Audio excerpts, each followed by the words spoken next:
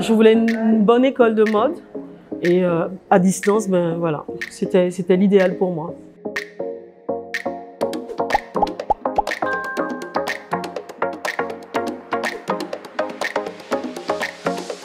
Alors, je suis Francine Labétan, je suis martiniquaise, je vis en Martinique, je suis responsable d'une agence bancaire et je suis une passionnée de couture. J'ai suivi la formation styliste créateur de mode. Avant, j'ai passé le CAP, donc en 2016, j'ai passé le CAP couture vêtements flous. Et puis j'avais envie de quelque chose, d'une formation un peu plus professionnelle. Et donc j'ai choisi celle-là. Je suis inscrite chez Skill & You depuis 2018, donc j'ai pris le temps quand même. Ça s'est bien passé, j'ai participé à différents ateliers avec M. Camiglio. Ça m'a permis de venir quelques fois en métropole pour faire ma formation. Je voulais une bonne école de mode et à distance, ben voilà, c'était l'idéal pour moi. C'est ma deuxième participation à Top Skill puisqu'en 2021, j'ai participé au défilé. Ça s'était très bien passé, j'ai beaucoup aimé, j'ai beaucoup appris. Et puis pour le fun cette année, j'ai décidé de présenter un nouveau dossier pour le nouveau thème et puis ben, j'ai été retenue.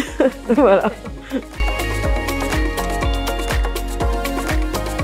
Sur le défilé 2021, bon, j'avais qu'un modèle, c'était une femme.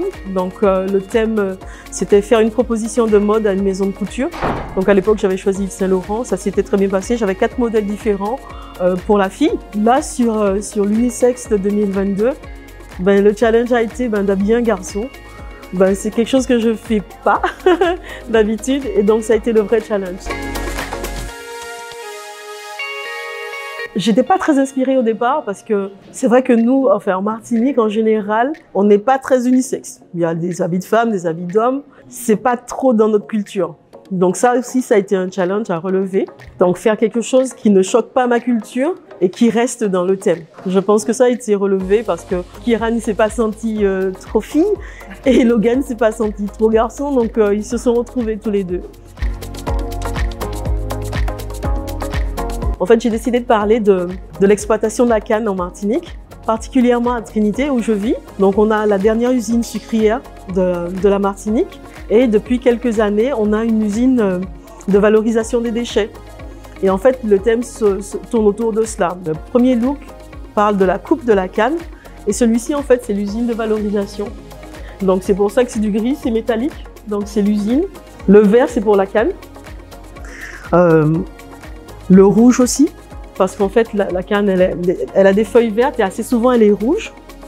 Le bleu, c'est pour le ciel. Et tout ça est enfermé dans l'usine pour montrer que, ben voilà, on va valoriser tous les déchets de la canne à sucre, tout ce qui est issu de la production du sucre. Et l'autre silhouette, c'est vraiment un coupeur de canne que j'ai un peu stylisé, bien sûr. Les coupeurs de canne, en fait, ils ont des vêtements qui sont un peu en haillons, enfin, parce que on travaille la terre, donc c'est des choses un peu déchirées qu'ils portent. Avec un peu fagoté, un peu voilà. Donc c'est ce que j'ai représenté, un coupeur de canne un peu stylisé, voilà.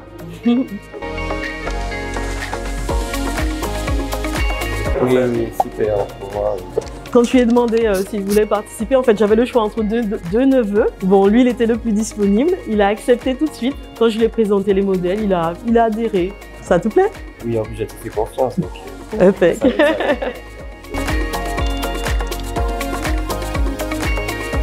Alors moi je suis coupe à plat, donc je taille d'abord sur du papier, ensuite je fais une toile et ensuite je fais le vêtement.